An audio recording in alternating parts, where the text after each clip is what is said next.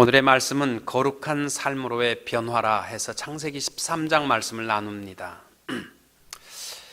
우리들이 우리의 살아온 삶을 돌아보면 그때 그 순간은 정말 너무너무 부끄럽다.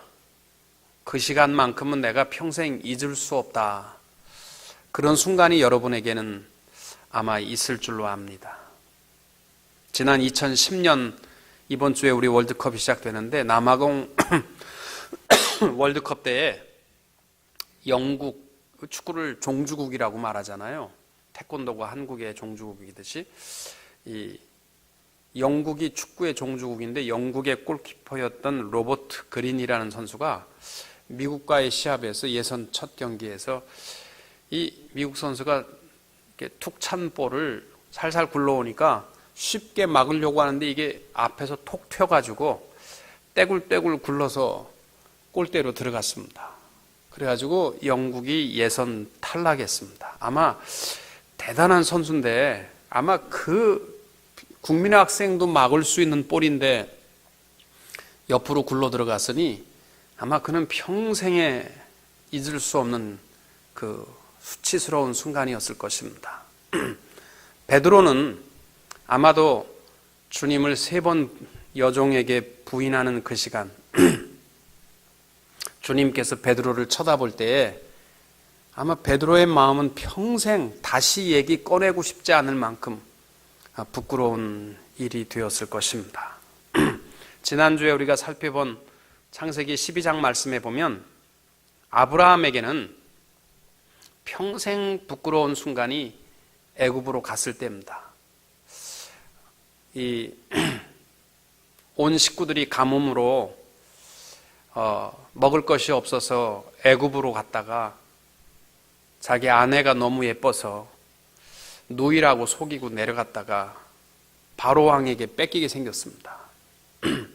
그러나 하나님께서 바로 왕을 명하셔서 지켜 살해를 범하지 못하도록 했고 그 다음 날 아브라함을 불러서 왜 그런 거 쓸데없는 거 그런 걸 속이고 남자로 부끄러운 줄 알아? 그리고 그 신하들 많은 데서 얼마나 아브라함이 마음으로 위로도 평안도 가지면서도 얼마나 부끄러웠겠어요. 그래도 하나님의 명령을 받고 가나안 땅까지 왔는데 바로 왕이 딱 세워놓고 네가 남자야? 뭐 이러면서 혼냈겠죠. 아브라함은 평생에 아마 그 순간을 잊을 수 없었을 것입니다. 그러나 가만히 오늘 말씀까지 연관해서 보게 되면요, 아브라함에게는 참 평생 부끄러운 순간이었지만 그 일로 말미암아 하나님께서는 거룩한 삶이 뭔지 아니, 구별된 삶이 무엇인지 아니, 이걸 깨닫게 해나가십니다. 하나님께서 아브라함을 언약의 백성으로 삼고 복의 근원으로 삼기 위해서 그를 하나하나 만들어 가시는데 제일 첫 번째 하는 일이 본토 친척 아버지 집을 떠나라. 그래서 갈대아 우르에서 떠나게 했습니다. 그리고 애굽 사건을 통해서 지금까지 그가 살아왔던 습관, 어렵고 힘들면 내가 대충 생각해서 머리 굴려서 쉬운 길을 택하려고 했던 그 습관을 버리지 못하고 애굽으로 갔던 그 모습, 그 평생에 잊을 수 없는 부끄러움을 통해서 이제는 내가 상황과 형편에 매이지 말고 하나님만 바라보는 신앙을 가져야 되겠다. 이러한 마음의 결단을 갖도록 그를 만들어 가십니다. 그리고 오늘 말씀에 보면은 하나님의 명령을 어기고 조카 롯과 함께 했거든요. 거룩한 언약의 백성으로 하나님이 만들어가면서 오늘 말씀에 보면은 그의 조카 롯과 분리시키는, 구별시키는 그러한 내용입니다. 이걸 신학적 용어로 말하면 성별이라, 거룩한 분리라, 그렇게 우리는 말합니다. 거룩한 하나님의 백성으로 살아가려면요, 하나님께서 때때로는 고난을 통해서, 때로는 부끄러움을 통해서, 때로는 우리를 구분시키시면서 어떠한 사건을 통해서 거룩한 언약의 백성으로 만들어 가십니다. 왜냐하면 결코 세상과 어울릴 수 없는, 그래서 거룩한 백성이라고 부르는 겁니다. 구별된 백성. 고린도 후서 6장 14절 이하에 보면 이렇게 말씀합니다. 너희는 믿지 않는 자와 멍에를 같이 하지 말라. 의와 불법이 어찌 함께하며 빛과 어두움이 어찌 사귀며 그리스도와 벨리알이 어찌 조화되며 믿는 자와 믿지 않는 자가 어찌 상관하며 하나님의 성전과 우상이 어찌 일치가 되리요. 우리들도 하나님께서는 여러 모양으로 우리를 거룩하게 이루어 가십니다. 때때로 부끄러운 일을 당하여도 그것으로 끝나지 말고 내 삶이 거룩한 모양으로 이루어가는 성도님들이 될 수 있기를 축복합니다. 오늘 말씀에 보게 되면은 아브라함과 조카 롯이 갈등이 생겼습니다. 그 갈등의 이유는 6절에 보면은 그 땅이 그들이 동거하기에 넉넉하지 못하였으니 이는 그들의 소유가 많아서 동거할 수 없었음이니라. 재산이 점점 많아져 가면서 이 조그만 목초지에서 같이 있을 수가 없는 거예요. 조카 롯의 종들과 아브라함의 종들이 서로 좋은 풀과 좋은 물을 마시게 하기 위해서 여기는 우리 차지했으니까 너 다른 데로 가라, 이게 자꾸 부딪히기 시작한 겁니다. 우리 이민 생활도 그런 것 같아요. 처음에 이민 와서 가진 것이 아무것도 없을 때에는 형제끼리 굉장히 사랑하고 열심히 모이고 이렇게 살아가다가 먹고 살만하고 돈 문제가 발생하고 서로가 이 돈 문제 때문에요, 이민 생활 속에 형제끼리 안부도 묻지 않고 살아가는 사람 얼마나 많은지 몰라요. 인사도 안 하고 살아갑니다. 이러한 문제가 사실은 아브라함 때만 있는 것이 아니라 우리들도 실제적으로 우리의 삶 속에서 나그네 인생에서 경험하며 살아갑니다. 그러면 그때 우리가 때때로 생기는 이 갈등과 이러한 문제 속에 거룩한 백성으로 어떻게 해야 되겠느냐. 7절에 보니까 그러므로 아브라함의 가축의 목자와 롯의 가축의 목자가 서로 다투고 또 가나안 사람과 브리스 사람도 그 땅에 거주하였는지라. 계속 목자들이 싸우고 욕하고 그랬겠죠. 근데 그 주위에 누가 있었냐면 가나안 땅 사람들이 있었고 브리스 사람도 있었더라. 그 말은 뭐냐면 다 보고 있었다는 거예요. 야, 저 뭐 하나님의 복된 백성이라고 그러는데 보니까 뭐 디립다 싸우기나 하고, 에이고 형편없네. 그렇게 옆에 주위의 불신자들이, 하나님을 알지 못하는 백성들이 보고 있는 거예요. 우리들도요, 교회 안에서나 뭐 저 같아도 돈 떼먹고 줄 생각도 안 하고 또 뭐 나를 욕하고 다니고 그러면은 좋을 사람 없잖아요. 갈등이 생기잖아요. 그러나 그때마다 우리가 꼭 기억해야 할 것은요, 불신자들이 옆에 있는가 없는가 그거부터 보세요. 하나님의 영광 가리우지 않도록 형제끼리 싸워도요, 정말 싸우고 싶으면요 저 산꼭대기에 둘이 올라가서 싸우고, 좀 교회 안에 믿음이 없는 사람들이 넘어지지 않도록, 아유 장로가 뭐 저래, 아유 권사가 뭐 저래, 뭐 집사가 뭐 저래 이러지 않도록 우리는 늘 조심할 수 있어야 됩니다. 그리고 갈등 속에 꼭 기억해야 할 것은 위를 바라볼 수 있어야 됩니다. 내가 하나님의 택한 백성으로서 하나님의 불꽃과 같은 눈동자로 나를 지키시고 보고 계시는데 내가 이렇게 늘 원망하고 싸우고 원수 맺고 살아도 되겠는가? 옆에도 한번 쳐다보시고 위로도 한번 쳐다보시고. 그래서 아브라함이 모든 것을 양보하게 됩니다. 오늘 말씀에 나와 있는 것은 특별히 하나님께서 아브라함을 거룩한 백성으로 이루어 가는데 롯과 헤어지면서 모든 선택의 고난을 롯에게 줍니다. 그리고 롯은 똑똑한 선택을 했습니다. 물도 많고 목초지가 있고 살만한 땅으로 택하여 갔습니다. 아브라함은 거룩한 선택을 합니다. 사랑하는 성도 여러분, 우리 살아가면서 똑똑한 선택이 되지 말고 모든 일에 거룩한 선택을 이루며 살아갈 수 있는 성도님들이 될 수 있기를 주님의 이름으로 축복합니다. 거룩한 선택의 모습이 무엇이냐? 예배의 선택입니다. 거룩한 성도의 삶은요, 항상 예배로부터 이루어지기 때문입니다. 애굽에서 돌아온 아브라함이 제일 먼저 거하였던 곳이 베델입니다. 3절과 4절에 보면 그가 네게브에서부터 길을 떠나 베델에 이르며 베델과 아이 사이 곧 전에 장막 쳤던 곳에 이르니 그가 처음으로 제단을 쌓은 곳이라.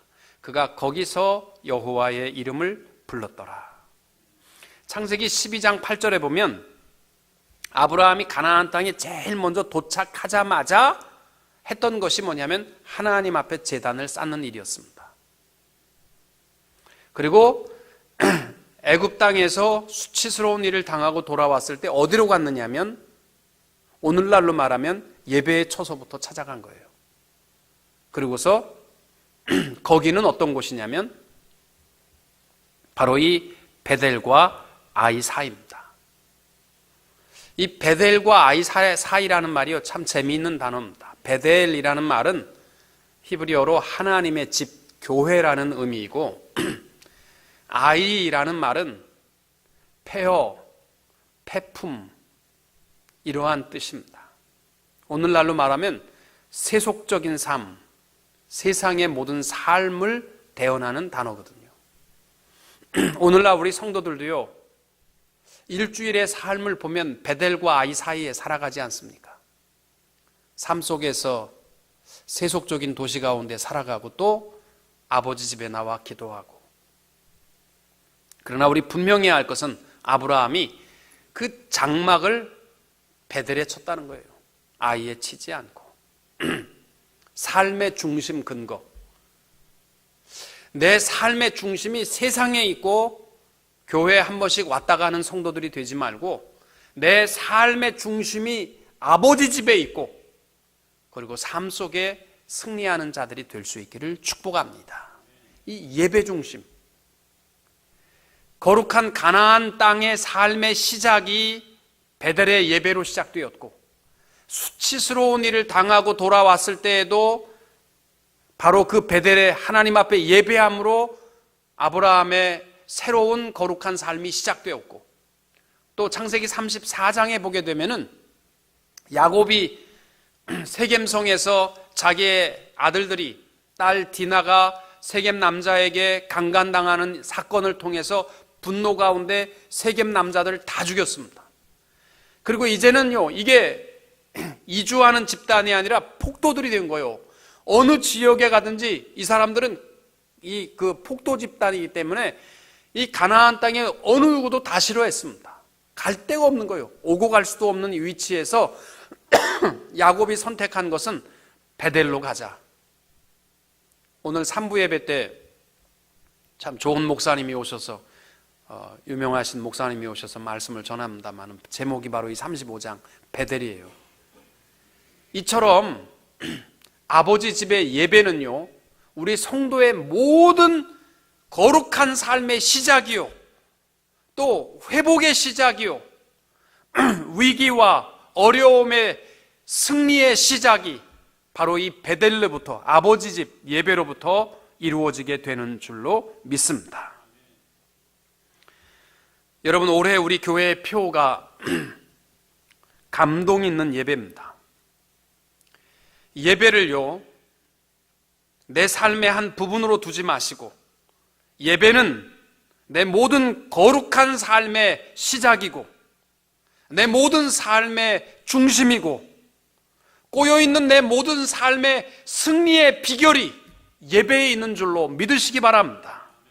그리고 철저하게 예배에 목숨을 걸고 예배를 선택할 것인가, 그 어떤 것을 선택할 것인가, 여기에 대해서만큼은요 방황하지 말고 항상 무엇보다 예배가 우선인, 무엇을 해도 하나님 앞에 예배가 우선인 성도님들이 될 수 있기를 축복합니다. 이거는요 구약 백성이나 신약 백성이나 변함없는 진리예요. 하나님께서 애굽에서 가나안 이스라엘 백성들을 모세를 통하여서 데리고 나올 때에 모세가 바로에게 가서 내가 뭐라고 그러고 내 백성 내놓으라고 합니까? 그랬을 때 하나님, 너는 바로에게 가서 이렇게 대답하라. 애굽 왕에게 이르기를 히브리 사람의 하나님 여호와께서 우리에게 임하셨은즉 우리가 우리 하나님 여호와께 희생을 드리려 하오니 예배하기 위해서 내놓으라는 거예요. 우리를 하나님께서는 예배자로 부르셨거든요. 구약의 자유의 삶의 시작이 하나님은요 예배로부터 이루어지게 하기 위해서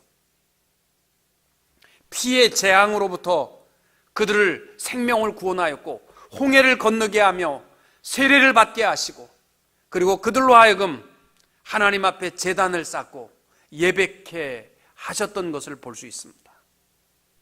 또 신약도 마찬가지예요. 그럼 신약 백성들은 무엇으로부터 모든 삶의 거룩한 삶의 시작이냐?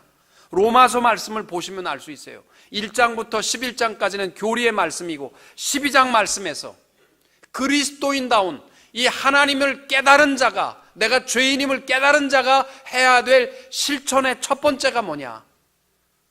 그러므로 형제들아, 내가 하나님의 모든 자비하심으로 너희를 권하노니 너희 몸을 하나님이 기뻐하시는 거룩한 산 제물로 드리라. 이는 너희가 드릴 영적 예배니라. 신약도 구약도요, 우리 성도의 모든 거룩한 삶의 시작은, 또 승리의 시작은 예배의 선택으로부터 이루어지게 되는 줄로 믿습니다. 여러분, 예배와 그 어떤 것을 놓고도 방황하지 마십시오. 아, 예배 드릴까? 그 시간에 우리 뭐 다른 거 할까? 이런 거 가지고 방황하지 마시고 예배를 통하여 거룩한 삶의 출발을 이룰 수 있게 되시기를 축복합니다. 또 하나 오늘 말씀에서 거룩한 삶에 있어서는 우리의 모든 삶의 선택이 세속적인 선택이냐, 아브라함의 선택, 거룩한 선택이냐, 이 구분이 있어야 된다는 겁니다. 7절 이하에 보면 아브라함과 조카 롯의 갈등이 생겼을 때 아브라함이 이렇게 말합니다. 우리는 한 친족이라 너나 나나 내 목자나 내 목자나 서로 다투게 하지 말자. 내가 좌하면 나는 우하고 내가 우하면 나는 좌하리라.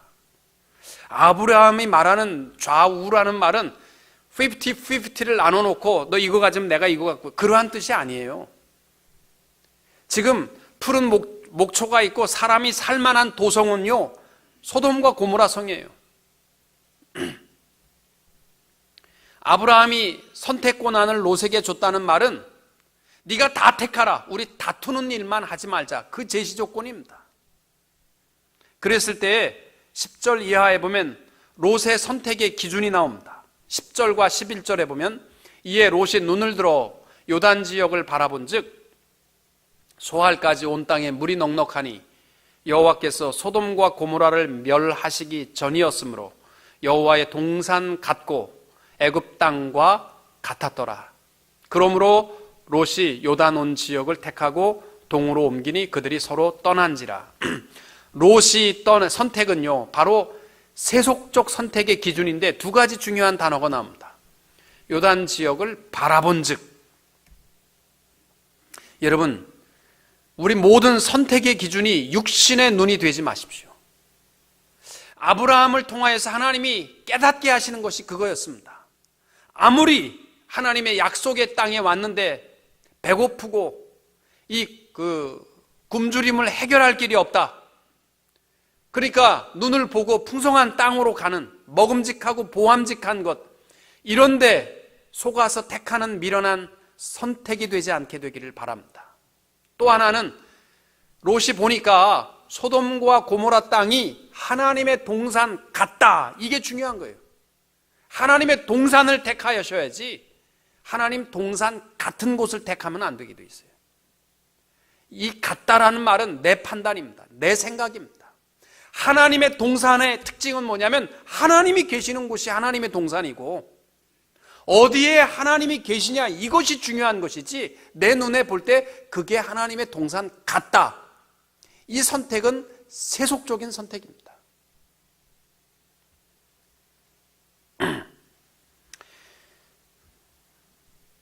그래서 롯은 이 두 가지 기준, 육신의 안목과 자기 생각의 기준을 가지고 이게 하나님의 동산 같다.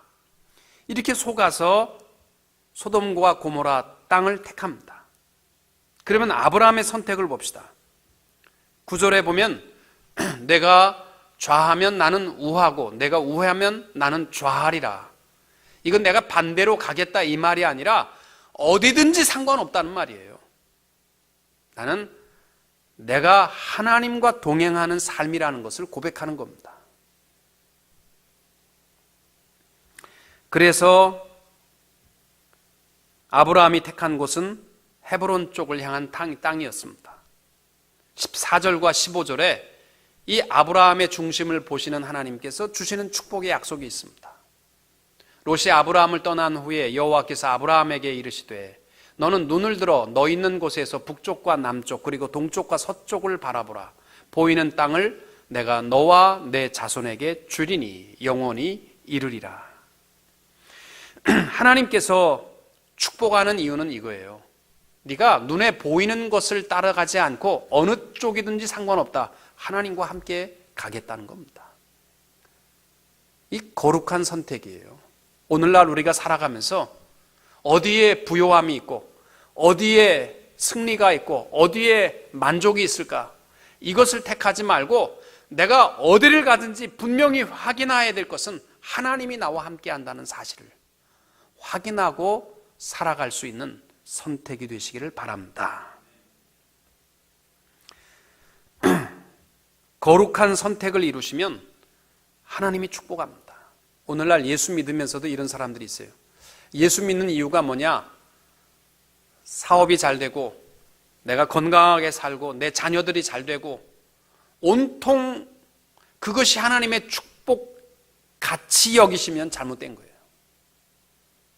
물론 하나님의 축복입니다. 그러나 우리가 택할 것은 소돔과 고모라를 택하는 미련한 삶이 되지 말고 하나님과 함께하는 곳을 동행하는 성도님들이 될 수 있기를 바랍니다.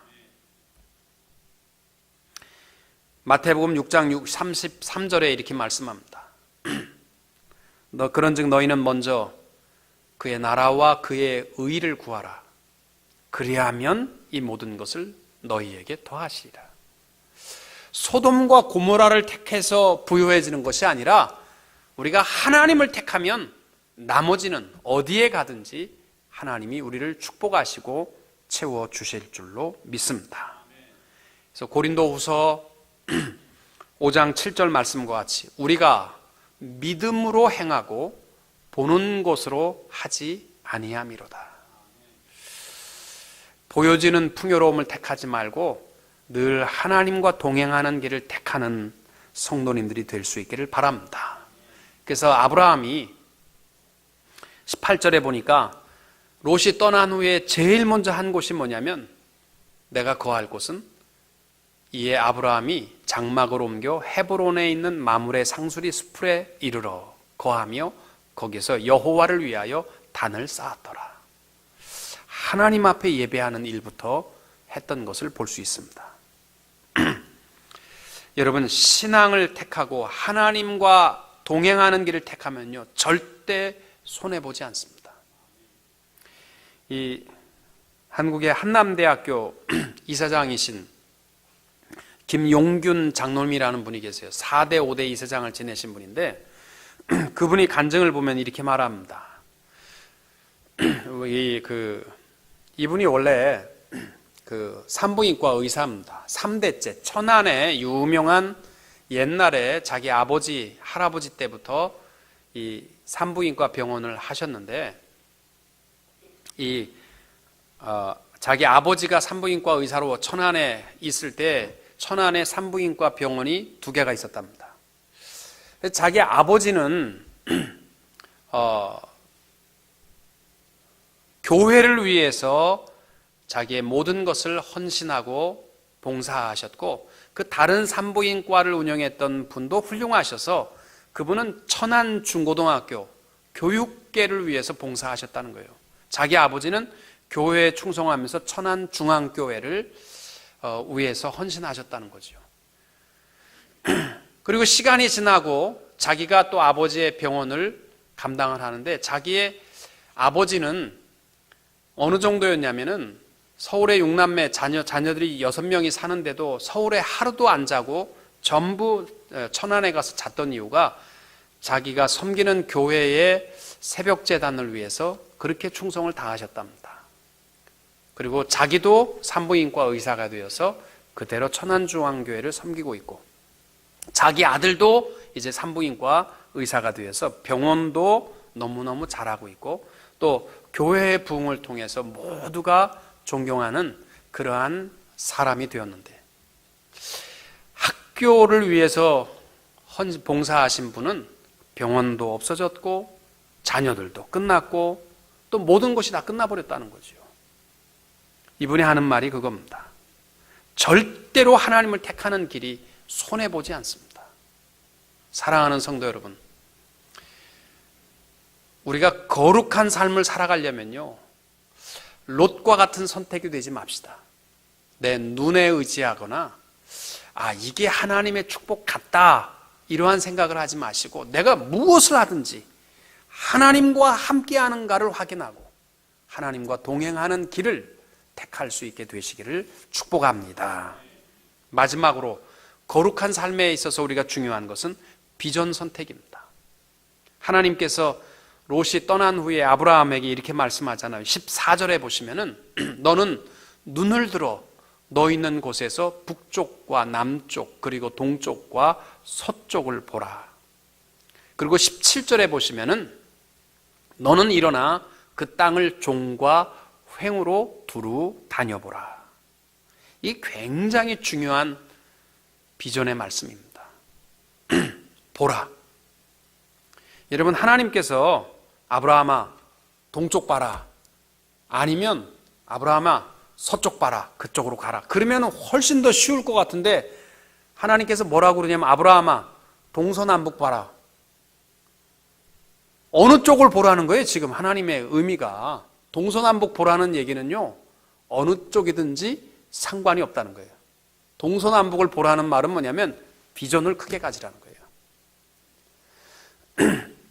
나는 너를 애굽 땅에서 인도하여 낸 여호와 내 하나님이시니 내 입을 넓게 열라 내가 채우리라. 여러분, 우리 거룩한 성도의 삶을 살아갈 때에는요, 늘 우리 마음에 큰 비전이 있어야 됩니다. 고린도후서 9장 8절에도 하나님이 능히 모든 은혜를 너희에게 넘치게 하시나니 이는 너희로 모든 일에 항상 모든 것이 넉넉하여 모든 착한 일을 넘치게 하게 하려 하심이라. 여러분, 우리 하나님의 거룩한 백성들은요, 비전이 있어야 됩니다. 그냥 먹다가 아프면 죽고 이러한 삶이 되지 마시고, 하나님께서 내게 어떠한 뜻을 이루시든지 비전을 가지시면 하나님께서 반드시 채워주실 줄로 믿으시기 바랍니다. 이제 나이도 들었고 내가 뭘 할 수 있습니까? 이러한 생각 가지 마시고, 여러분 비전 없으면, 하나님께서 이 땅 위에 있어야 될 소망이 없으면요, 하나님 데려가세요. 그러니까 이 땅 위에 있는 동안에 나를 향하신 하나님의 큰 비전, 그것도요 먹고 살고 이러한 것에 대한 뜻이 아니라 이방인의 구함이 되지 말고 동서남북을 바라보며 하나님께서 보라는 거예요. 하나님께서 채워주시는 그러한 비전이 있는 삶을 이룰 수 있게 되시기를 바랍니다. 또 하나는 행하라는 겁니다. 17절에 너는 일어나 그 땅을 종과 횡으로 두루 다녀보라 내가 그것을 내게 주리라. 이것도 참 하나님께서 갑갑하게 말씀하세요. 아브라함아, 발을 오른쪽으로 딛고 그쪽으로 쭉 가. 그러면 좀 딛기가 좋을 텐데 하나님의 명령이 뭐냐면 종과 횡으로 옆으로도 네 마음껏 가보고 좌로 우로 마음대로 가보고 앞으로도 갔다 뒤로 갔다 마음대로 가봐. 그러면 내가 줄 거야. 그 얘기거든요. 어디로 가시라는 얘기입니까? 상관없다는 거예요. 일어나라는 겁니다. 웅크리고 앉아있지 말고 큰 비전을 가졌으면 일어나라. 그러면 내가 너를 사용하여 하나님의 큰 축복의 비전으로 우리와 함께하여 주실 줄로 믿습니다.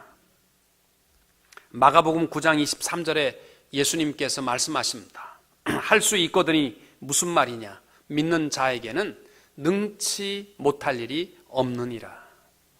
가만히 앉아서 감 떨어지기를 기다리는 신앙이 되지 마시고 우리가 동서남북의 비전을 가졌으면 우리 발을 떼어서 하나님의 역사하심을 이루어 갈 수 있게 되시기를 바랍니다.